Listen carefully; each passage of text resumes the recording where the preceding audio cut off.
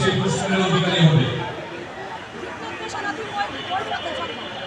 আমরা এই একটি মাস, আজকে আমাদের মাস, এই মাসটির নাম হচ্ছে ডিসেম্বর মাস। আপনারা আমরা কি জানি এই মাসটি আমাদের কিসের মাস? এই দিনটি এই আমরা 16 ডিসেম্বর, 16 ডিসেম্বর আমরা কি উদযাপন করি? আমাদের যারা রয়েছে আমাদের ছাত্রছাত্রী, তোমরা কি বলতে পারো 16 ডিসেম্বর আমাদের দিবস পালন করি আমরা? ধন্যবাদ। আমরা অনেক রক্তের বিনিময়ে আমাদের একটি পতাকা পেয়েছি। সেই পতাকার রং হচ্ছে লাল সবুজ। আমরা একটি মানচিত্র পেয়েছি, আমরা একটা দেশ পেয়েছি, আমরা বিশ্বের মানচিত্রে আমাদের একটি পরিচয় পেয়েছি বাংলাদেশ হিসাবে। এই অর্জনগুলি করতে গিয়ে আমাদের লাখো শহীদ রক্ত দিতে হয়েছে। আজকে যে ভাষায় কথা বলছি, এই ভাষা বাংলা ভাষার জন্য আমাদের অনেক সহযোগীকে রক্ত দিতে হয়েছে। আজকে এখানে কথা বলার যে অধিকার পেয়েছি, এই অধিকারের জন্য আমাদের প্রতিটি গণতান্ত্রিক আন্দোলনে আমাদের অনেক সহযোগীকে রক্ত দিয়ে রক্তকে রঞ্জিত করতে হয়েছে। আজকে জুলাই আগস্ট গণ অভ্যুত্থানের মাধ্যমে আমরা একটি ফ্যাসিস্ট সরকারকে পতন ঘটিয়ে আমরা একটি নতুন বাংলাদেশের স্বপ্ন দেখছি। আমরা এই জুলাই অভ্যুত্থানে আমাদের অনেক ছাত্র জনতা রক্ত দিয়েছে। আমাদের এত রক্তের বিনিময়ে এই দেশের অধিকার আপনারা আমার সকলে। আমরা এই দেশকে নিয়ে স্বপ্ন দেখি, আমরা এই দেশের ভবিষ্যৎ পরিকল্পনা করি। আমাদের বিএনপির ভারপ্রাপ্ত চেয়ারম্যান জনাব তারেক রহমান বাংলাদেশে এসেছে।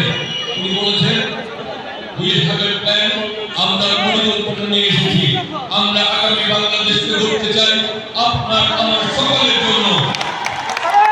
সেই বাংলাদেশে আপনার আমার সকলের অধিকার থাকবে সমান সমান।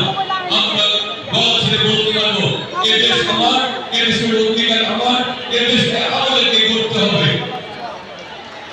আমরা আপনাদের সকলকে নিয়ে আগামী বাংলাদেশকে গড়ে তুলতে চাই, যে বাংলাদেশে আপনার একটি গণতান্ত্রিক অধিকার থাকবে, আপনার একটি ভোটাধিকার থাকবে।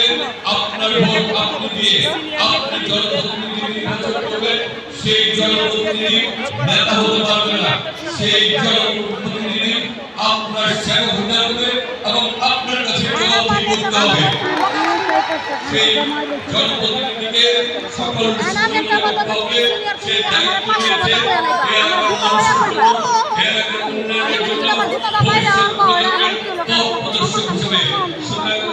তাকে জবাবদিহিতার মধ্যে থাকতে সে বাধ্য হবে। আমরা সেই নির্বাচনের মাধ্যমে আগামী বাংলাদেশ গড়তে চাই আপনাদের আমাদের সকলের ঐক্যবদ্ধ প্রতিষ্ঠায়। আমার বাইকটা দিতে বক্তব্য রাখবো না, পুরস্কার প্রদানের সবাই অধিকার রয়েছে।